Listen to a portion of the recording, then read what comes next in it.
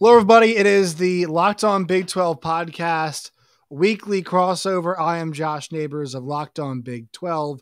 To my right, it is Linda Godfrey of Locked On Pokes. And then below her, below both of us, it is, but not in our hearts, it is John Williams of Locked On Sooners. We have a whole lot to get to tonight on the show. But first, this.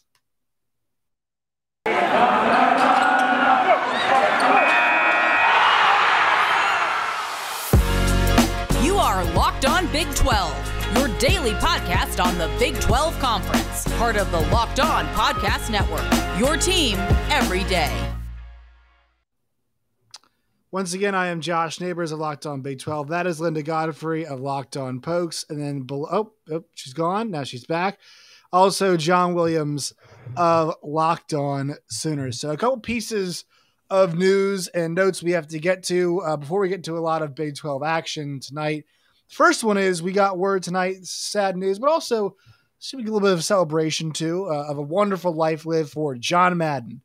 Passed away at the age of 85 right after his special had just come out as well. They're running it right now, I believe, actually on television on Fox Sports 1 once again. But 85 years old, a spectacular life lived, one hell of a coach.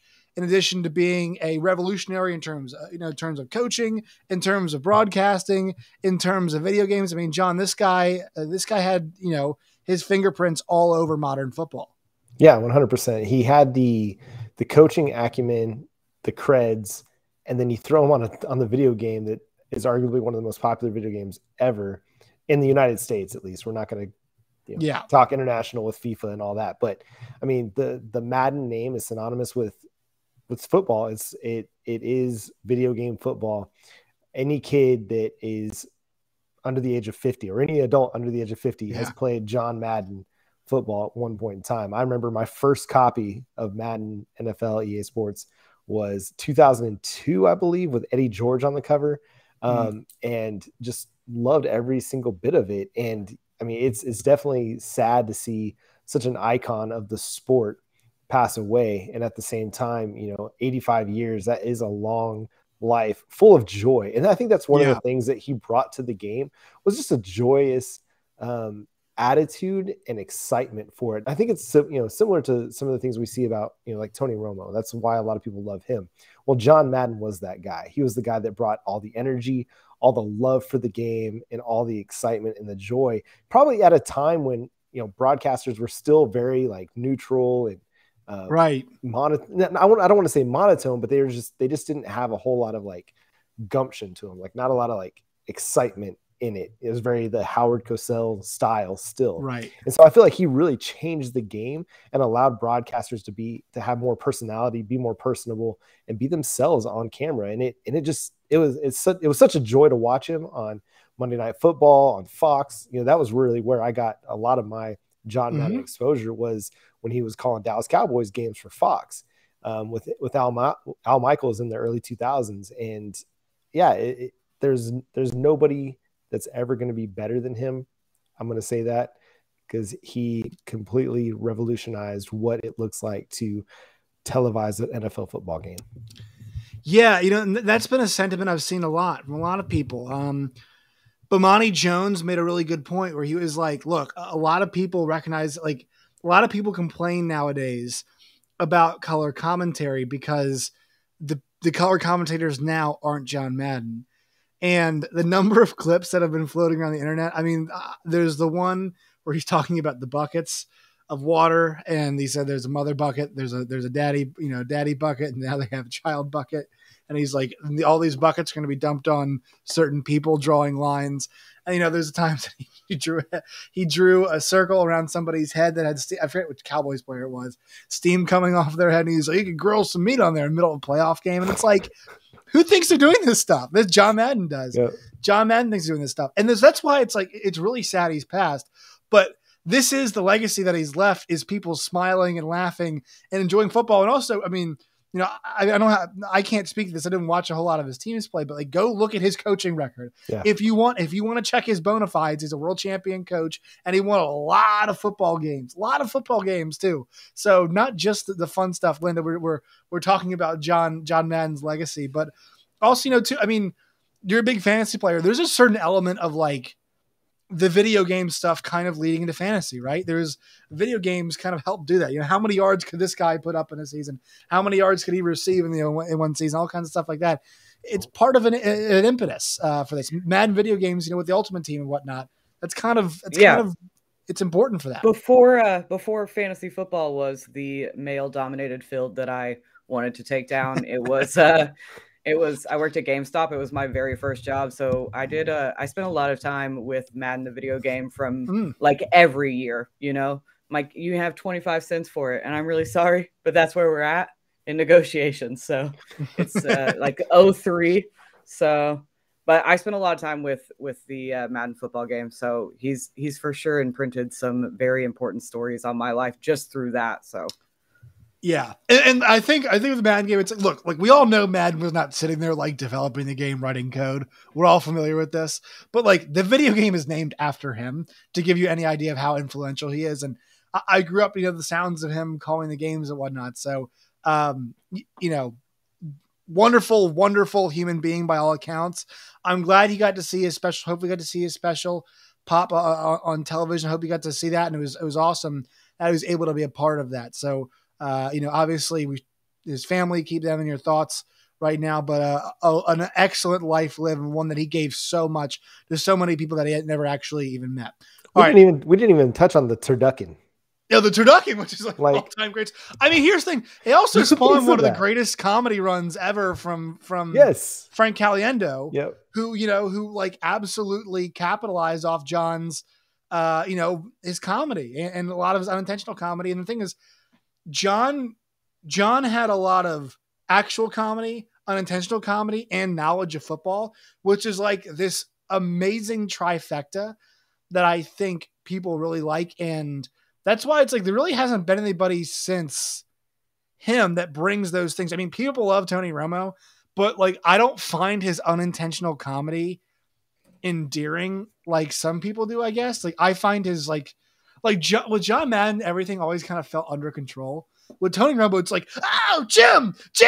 It's like, Tony, we gotta dial it back a little bit here. John's always like, I'm going to draw on the screen what's funny. And you're like, this is great. I'm enjoying the hell out of this. Tony Romo, I don't like it as much. Yeah, I mean, he's like everybody's uncle or grandpa, you know. I think that's what everybody like grew to appreciate about John Madden, is just a guy that was just who he was and someone who just loved the game, and you enjoyed watching him watch football. Like, yes. How great would it be to have like Manning cast, but with Madden on it, where he's just like sitting there on a couch, you know, with his whatever he drinks, just sitting there watching football and talking about it. Clicker in hand. Yes, man, that would have been so great. Maybe in the next life. Yeah, maybe in the next life once we all join him. Hope we all join him upstairs, depending on our good deeds and acts, or if you believe in that kind of thing. All right. Shout out to our sponsors real quickly, our friends at Built Bar. Go to built.com today. It's built.com. Check out their line of Built Bars. Now is a great time because guess what's coming, folks? The new year. So it's resolution season, and part of your New Year resolutions for getting healthier or if you just want a delicious treat, Built Bar. Built Bar is a protein bar that is the best one out there right now. It's good. It's good for you. It can replace candy bars. You know, if you're trying to move forward in 2022 without that kind of thing, it tastes like a candy bar, but it's a lot better for you. You can find their collection right now at built.com. Go to built.com, promo code LOCKED15, LOCKED15, LOCKED15 for 15% off today at built.com. All right, so I'm going to break this thing up a little bit here because there's going to be a little something for everybody here in the Big 12 world with this podcast. So let's start with the game we just had tonight. Texas Tech took Mike Leach's ass behind the woodshed and beat him to death. Beat it to death. Mike Leach talked a whole gang of shit this week about how he's owed money and the university's a whole bunch of stuff. And look, I don't know the truth of that. It was over a decade ago, and I think some people would just like for Mike Leach to let it go. Well, I'll tell you what. I'm not sure if Texas Tech heard any of that, but I do know one thing. Sonny Cumbie is very familiar with Mike Leach's offense. And we all saw Texas Tech this year. John, you saw them. Not great when it comes to stopping passing offenses. Tonight, quite the performance. 34-7. Texas Tech as 9.5 or 10-point dog, depending on where you saw it. They take Mississippi State behind the woodshed and get win number 7 on the season, despite the helter-skelter nature of their season. So pretty impressive stuff, John. Go to you first. Texas Tech starting Big 12 season off right with a win. Yeah, it's pretty incredible, actually. And I think it's going to do a lot for the conference. I mean, we hear a lot of times the SEC teams talking about, well, it was a bowl game. It didn't matter. But you know what? This stuff does matter in a sense that recruits see this. Like they see, oh, this is the SEC just taking a stomping at the hands of one of the middling teams of the Big 12. Like, I mean, I can't remember where I had Texas Tech in my final power rankings, but they were like probably 6 or 7. It was pretty far down there. I mean, it was a miracle that they got bowl eligible. I had to go on a little bit of a run toward the end of the season. What they're doing to Mississippi State is pretty incredible. Like, this isn't just like they're winning a game. They're stomping on one of the better, 5, 6, 7 best teams, or the 6th or 7th best team in the SEC.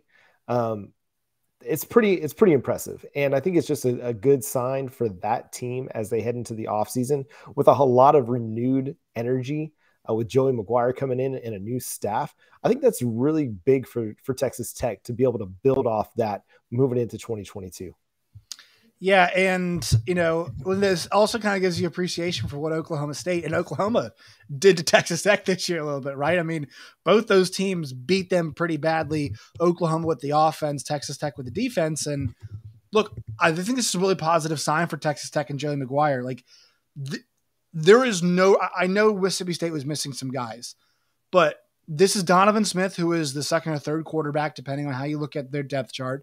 This is Sonny Cumbie, who is an interim head coach, who has already taken a job. He's off to Louisiana Tech to be their head coach. Now this game is over. He's just going final 34-7 final score there. No Eric Ezukama, who is going to the NFL draft, and we hope he does really well too to represent the conference. But this should have been the other way around, right? It's kind of what this feels like. Yeah, I literally said on yesterday's show that if Mike Leach got the chance, he'd run the score up, and then it ended up being the exact opposite situation, which I love to watch. I'm not a big Mike Leach fan. I'm pretty over it as a whole. So it was, I like to watch that. Now, I took a nap in the first half because I was exhausted, but I did wake up in time to see the sideline tackle that ended in kind of some pushing and shoving, which I know you're not supposed to cheer for, but that's part of, I like that passion in watching this play. Oh yeah. I get like it. I'm like, maybe a little pushing and shoving. Well, so, Linda, let's not forget their bowl game last year ended up in a brawl with Tulsa. Yeah. Well, that's not great. You don't want to do it too many times, right. Keep it low key. States did, yes. But it was, I like to see that passion. They clearly wanted to hand it to Mike Leach, and they did. They won on every side of the ball, special teams, offense, and defense. So it was great to watch. Yeah, John, what's really interesting, this Mike Leach thing is like, it wears really thin really fast because and I know he gave Texas Tech so many successful seasons. I mean, his bowl streak there was pretty incredible. But besides that, it's worn thin in some of the places that he's been just because of the personality. Also, here's a problem. They don't adapt at all. They do not adapt. They do what they do all the time. And that's why Jimmy Lake, who is the former Washington coach, said our easiest game every year, and this was him as a DC, is playing Wazoo. And this is while Mike Leach was there. Do you know why? Because they don't change anything. Mm-hmm. Like, you don't have to up the game plan or anything. And I think his unwillingness to adapt in both his comments about things off the field and some of his stuff on the field, that's ultimately what shows he's got a very clear ceiling as a coach. Yeah, the quirkiness is great, but it definitely wears thin if you're not winning, especially if you're getting stomped on a national stage in a bowl game like this to end your season. It's not going to, bode well for those that are Mississippi State fans and donors to see their team just go out and get embarrassed by Texas Tech like this. And so, I mean, Patrick Kahn, who's a friend of the Big 12 shows and former Longhorns host here on Locked On Network, he just texted me. He's like, ha, ha, ha, ha, suck it, Leach. So if that gives you any indication of what Texas Tech fans feel about Mike Leach at this point in his history, despite all the great things he did for Texas Tech, I mean, it goes to show just how quickly his act grates on people, I should say. Yeah, and it's interesting, Linda, because like he said this stuff yesterday about, we should all be able to move on and celebrate the good times that we had together there. And it feels like he was kind of reopening salt in the wound for those people in West Texas who are like, they have a positive view of him.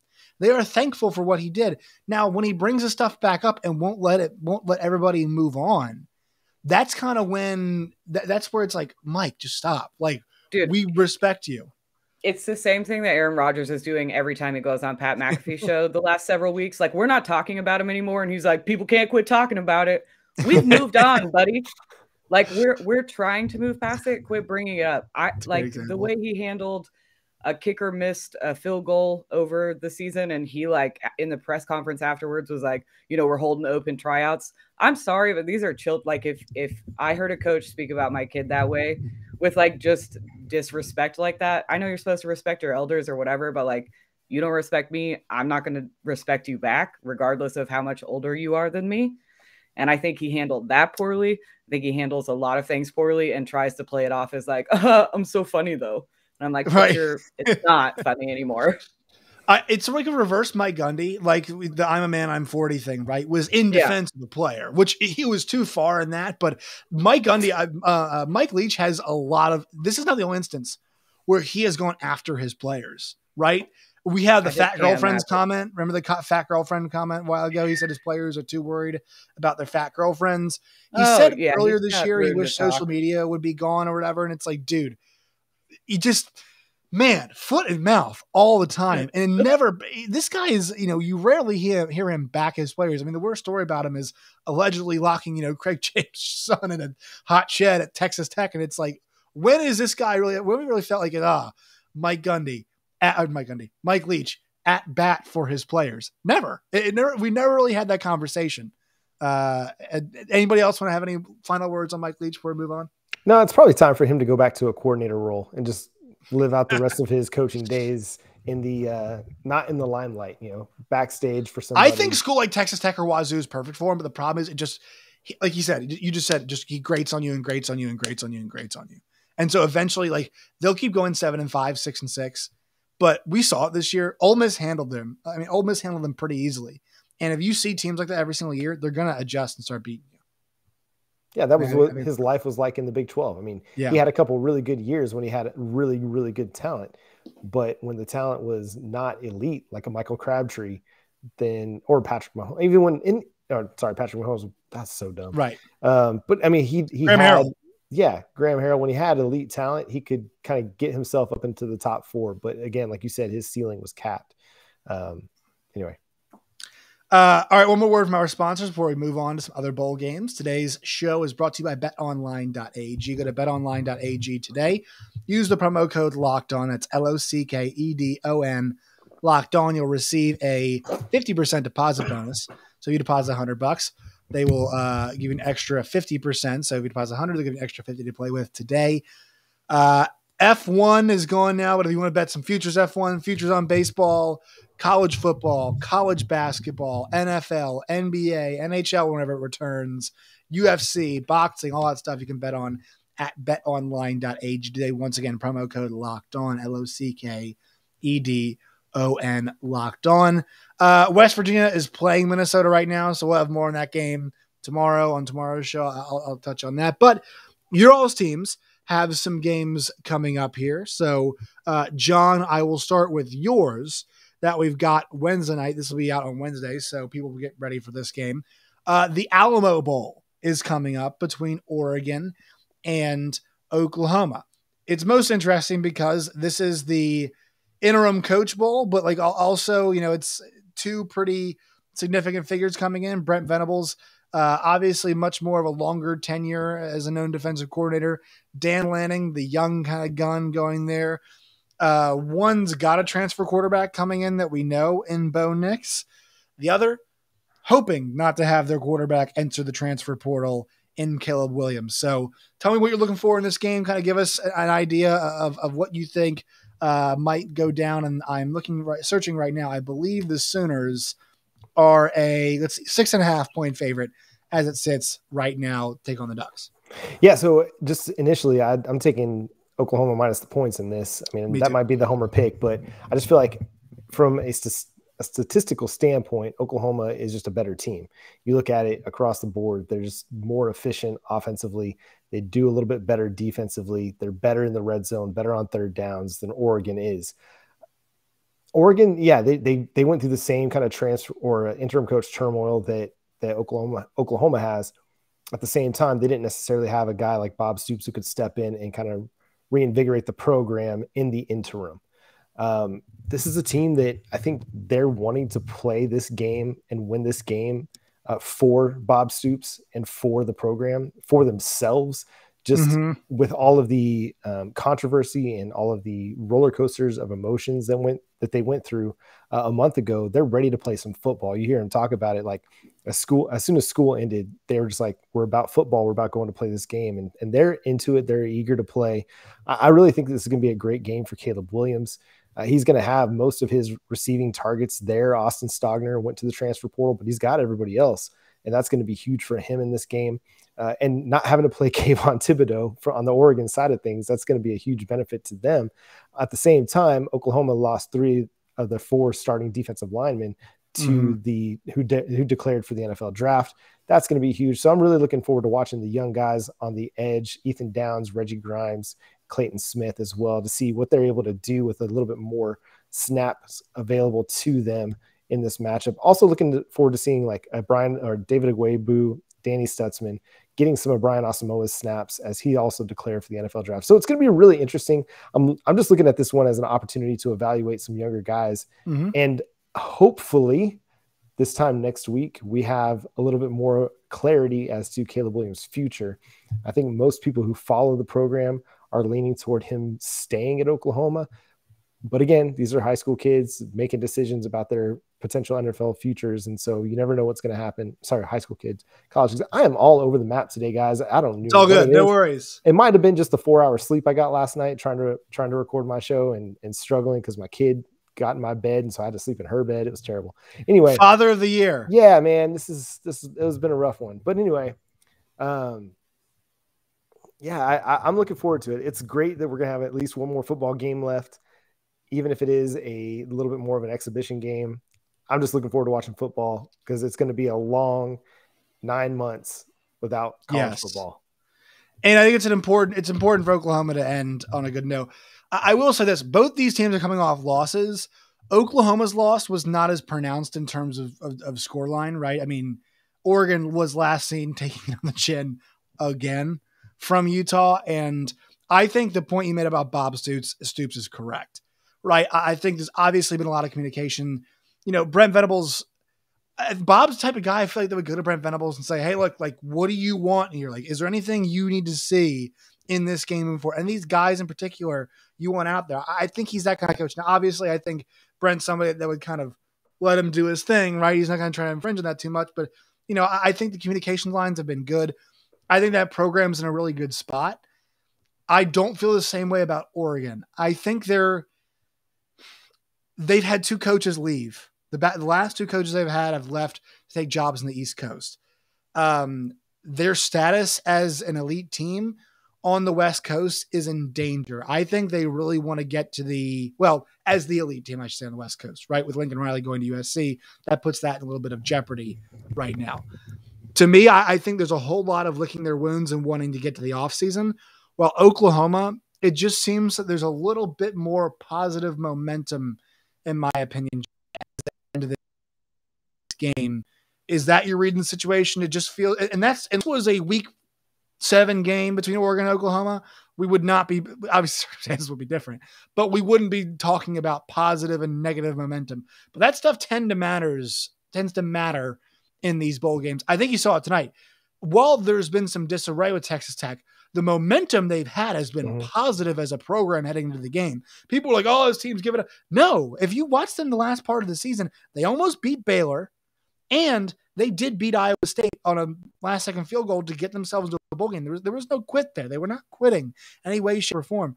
Oklahoma, while they've had some guys opting out, with Bob Stoops the helm, with BV coming in, with kind of a chance to, getting Jeff Lebby, trying to woo Caleb Williams, there is a bit more positive momentum there, in my opinion. Yeah, there's a lot of energy, I think, on both sides of the football. On the offensive side, it's a lot of the same assistant coaches that are getting them ready for this bowl game. And I think the guys that are there, they want to show out well for those guys. The DeMarco Murrays, the Cale Gundys, the Joe John Finleys, these guys who really held the program's recruiting efforts together in the interim between Lincoln Riley leaving and Brent Venables stepping in. And so I think there's a lot of energy. And I think even on the defensive side of the football, we saw a lot of those assistants that departed for new jobs. They came back to help coach the team through the bowl game, whether it's contractually obligated or for the kids, whatever you want to say, they're doing it. And I think that matters to the players. The players have seemed to respond to that. Is there a little bit of awkwardness? Sure. But they're ready to go out on a good note. And there is a lot of excitement about the future. The Brent Venables hire really reinvigorated the program, even though he's never had a head coaching job before. He's an Oklahoma son.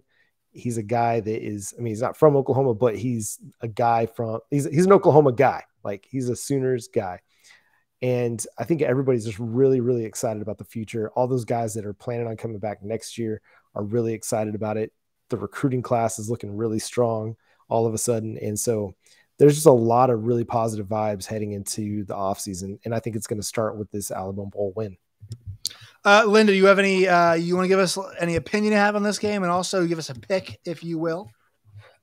Bob Stoops said that, did you guys see the part in the interview where they were like, what if we dump tequila on you instead of Gatorade? Eddie asked him that, yeah. He said, what is the administration going to do? Fire me? And I was like, this is my dude. Yeah. Like, don't waste that much tequila. I'm not for that. I'm not for alcohol waste, but I did find that very entertaining. I like Bob Stoops a lot. I didn't like him when he was the Oklahoma coach, because you can only get beat by one guy so many times before some disdain starts to build. But there was never any actual issue. It was just like, I'm tired of seeing his face. And so, like, now that he's been in the booth, and I really have started to enjoy him a lot. So I'm pulling for Bob Stoops. I like watching Big 12 teams whoop ass in bowl games. So even though it pains me, I'm like, I can't actively cheer for Oklahoma, but I do think Oklahoma wins. Oregon's without a lot of their starting players. And I know Oklahoma lost a couple, but I think Oregon definitely saw a bigger hit in terms of starters not playing for their bowl game. I think it'll be a pretty easy win for Oklahoma, and I think they probably need it after everything they've been through this offseason. John, worse, or is it going to be worse than last year's game against Florida? Is the tail whipping going to be worse? Maybe. Wow. That beatdown of Florida was pretty impressive. Yeah.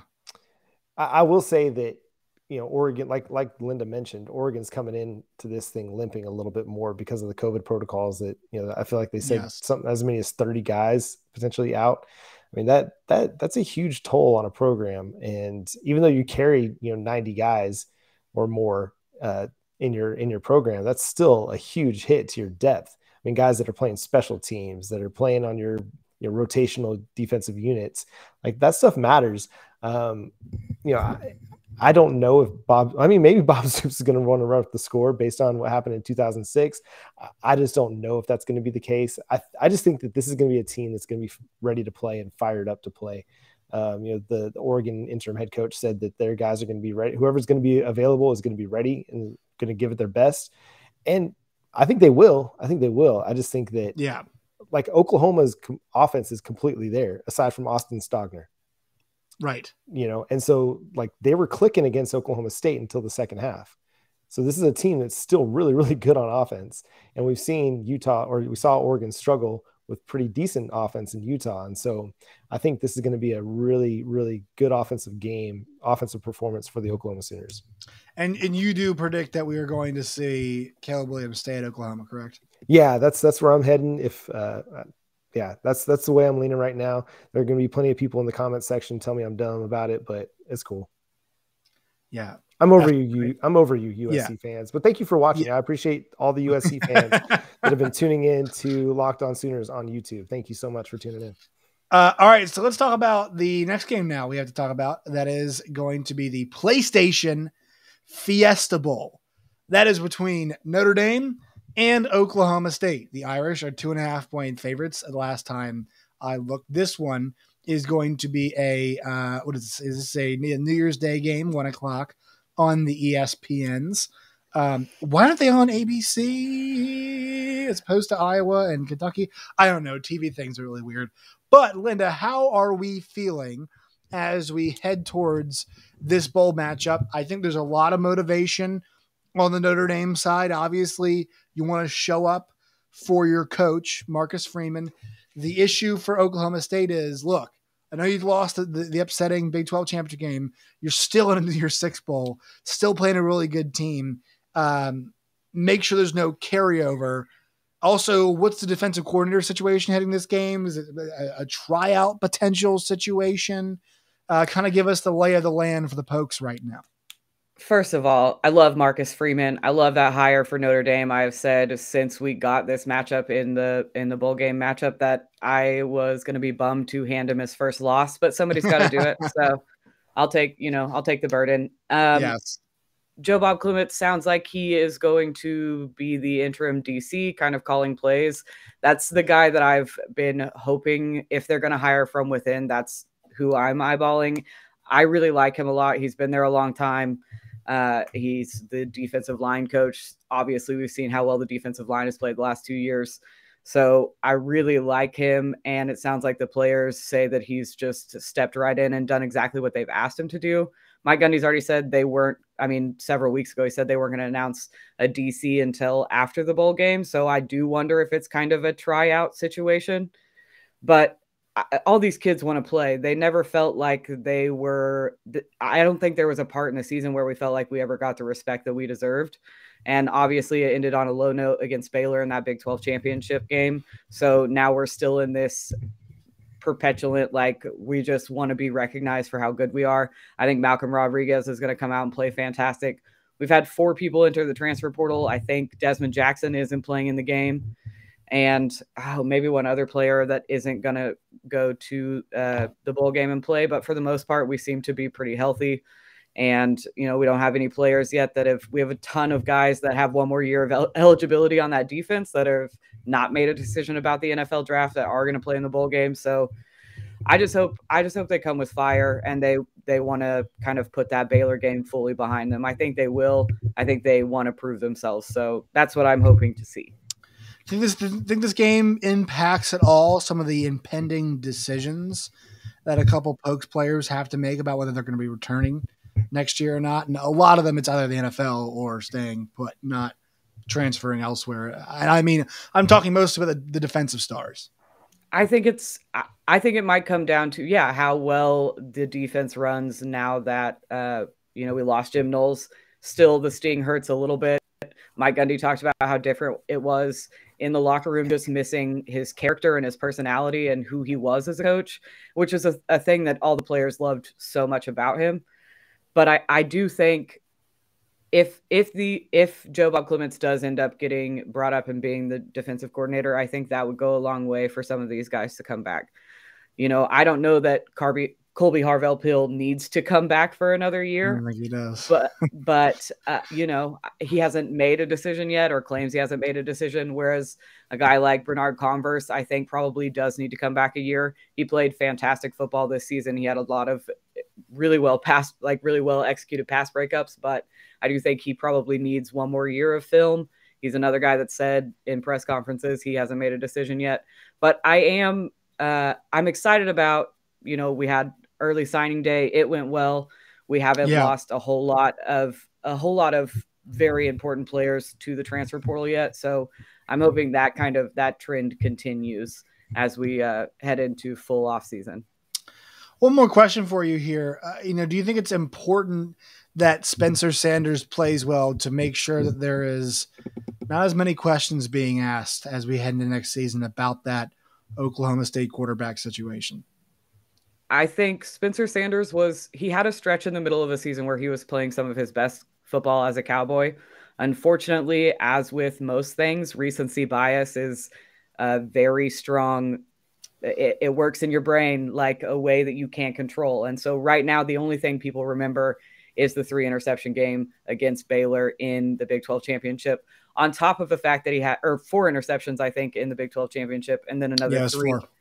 And then another 3 when we played Baylor originally. So I think that's weighing on people's minds more than the rest of his season, which I think was one of his best. I hate to be that if you take this game out guy, but I'm going to be. And he had a fantastic season. I think he had his best season as a Cowboy, but right now that's not what fans are thinking about. They were already getting frustrated with him. So I think he needs to have a really good game just to quiet. I don't think it matters so much within the facility, but from a fan standpoint and like the noise from outside of the facility, it could get really ugly if he doesn't play well. Them haters is what you're saying. Yeah, everybody got haters. I mean, them haters. The question is, what are they going to do if it's not Spencer Sanders? They don't have it. They don't have any other option. Yeah, he's the best option on the team. And as much as I would like to crap on Spencer Sanders, he did have some good football this year. He did play some good football. He played the game of his life against Oklahoma, and ruined our season and the next 24 hours. You're welcome. But thank you. I mean, we didn't even get a chance to talk about that. But I mean, Spencer Sanders played a great game against Oklahoma, and he came into that week super confident that he was. John, this is the problem, man. He's got it in him, and we all know he does, and he just will not freaking do it on a week-to-week basis. Yeah, it's just the turnover capability. Sometimes it's like, I think at times when he does realize, like, I can just manage the game, let my defense keep me in the game, get a lead, and then play the game, he does great.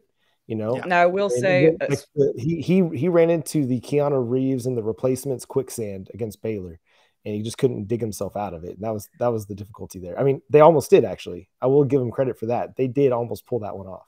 Well, and we didn't have, our starting center was out. The offensive line wasn't healthy. We didn't have Jalen. They haven't had a good line in like a little while. Yeah. It was middle of the season when I loved Danny Godleski, our center. I adored him. I was very excited about watching him play this year. I like Josh Sills. We've lost both of them now, but the offensive line was at least competent in the middle of the season. To start the season, wasn't healthy. It was grotesque. To end the season, wasn't healthy, grotesque. You know how offensive lines are. Like, you got to have that chemistry. They have to. I'd rather them all just like live together, eat together. They go to the same class. You all are one position. So that definitely hurt in the Big 12 championship game, since we couldn't score from the 1 yard line after 7. All right.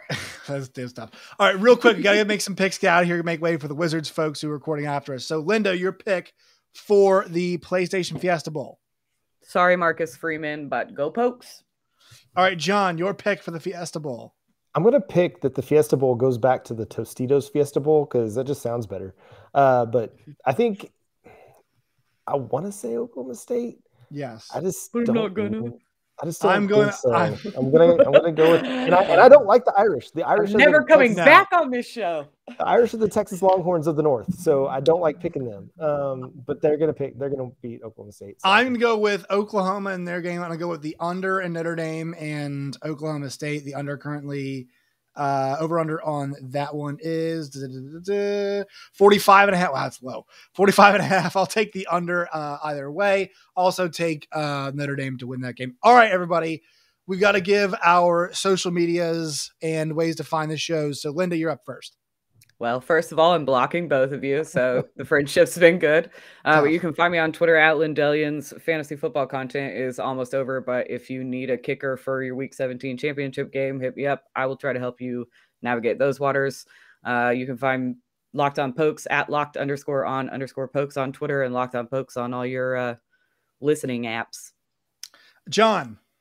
Yeah, it's at John 9 Williams over on Twitter. At Locked On Sooners podcast on Facebook. You can also read my work covering the Oklahoma Sooners over at the Sooners Wire. And follow the show on YouTube as well. Locked On Sooners over there. Make sure you leave a reply, especially if you're a USC fan. I love all the impressions that I'm getting from the USC folks right now about Caleb Williams. So keep it up. Thank you. You can find me on Twitter at @JoshNeighbors_. You can find the show at LO Big 12. You can find the show in all the places you get your podcasts. And also you can find us on YouTube. Please go subscribe, trying to up those subscribers. We got to chase John Williams down now. John's running away with it. Got to go. But yes, please subscribe. Make sure you guys leave comments as well. All right, friends. See you all next week. Talk some bowls and some playoffs as well.